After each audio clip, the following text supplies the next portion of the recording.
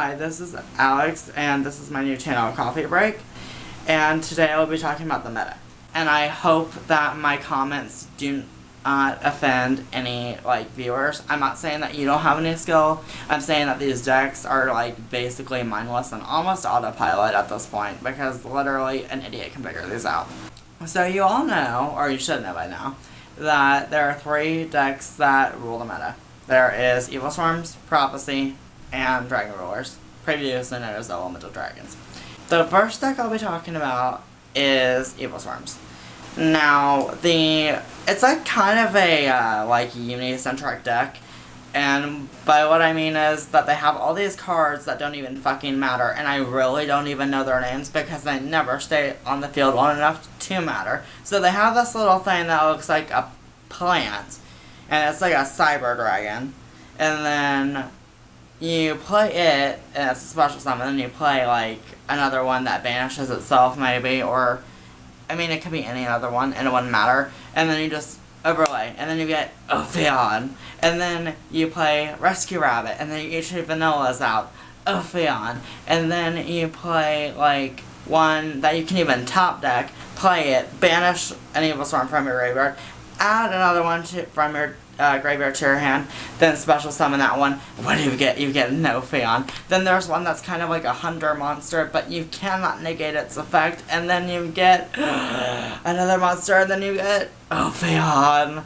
It's like, why do you play more cards in your extra deck? It's such a waste of space, time, and money if you're buying new ones. I mean, honestly, it's not that the card gives me much trouble, it's just that it's so annoying. It's almost as repetitive as Big Eye, and I really am tired of seeing that card. The problem is that the deck is so uni-centric, especially without their Master Key Beetle shit, that the card, should be limited because people would play it more wisely than they do.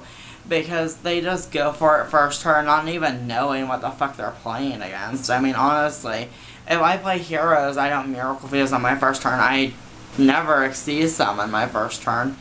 I don't know what I'm playing against. I don't know if I'm at a disadvantage or not. I really want to see what I'm playing against first. Maybe even use my back row as, defense, so they're wide open for my hero TK. So that's my feelings on that deck. If they limit the Ophion, then I'm pretty sure that that would put some skill into that deck. Then you have, Prophecy. You have Spellbook Judgment Day, and that's not even an issue card, in my opinion. I mean, it's a good card, and it needs to hit in some way.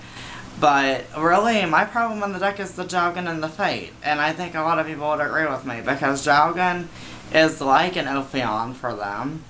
It delays you. Then you get beat up by a guy with a toothache, and then you have, your freaking Fate face down, so you have to waste your first battle phase on them to normal summon a monster that you're probably not even wanting to normal summon. Then you run, or try to run over the drag queen in the dress, and then they activate their Fate and they banish your shit. Next turn they'll do it all over again, and they'll just keep beating you with that, or they'll 2 lesbian twin girls, or they'll play blue guy.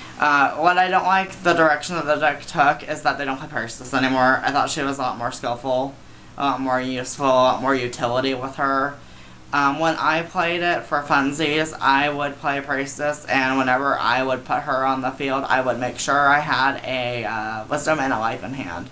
So, therefore, I knew that she would be safe for that turn. For the most part, unless you're playing, Macro Rabbit, and, there's, 5 back row. It's, scary.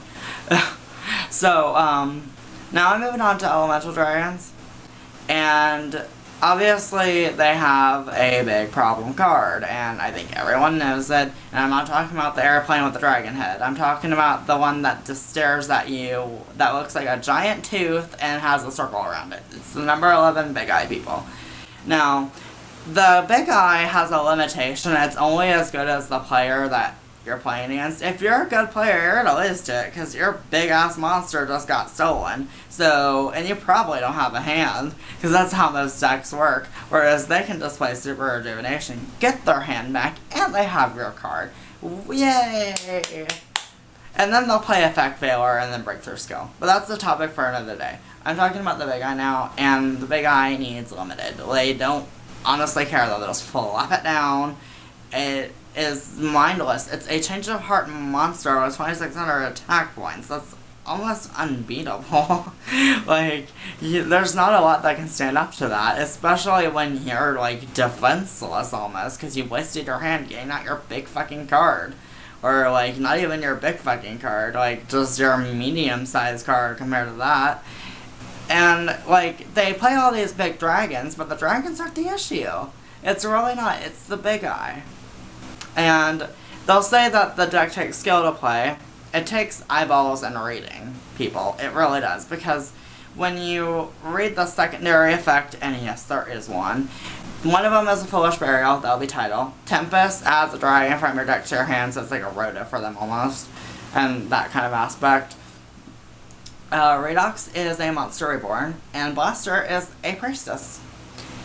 All you have to do is, like, discard it with another form of its element. So, and they are splashable in, like, other decks, like Tempest is good in Heartbeats, and, like, Blaster would be good in Levels and stuff like that. So, that's something to look into if you're interested in those.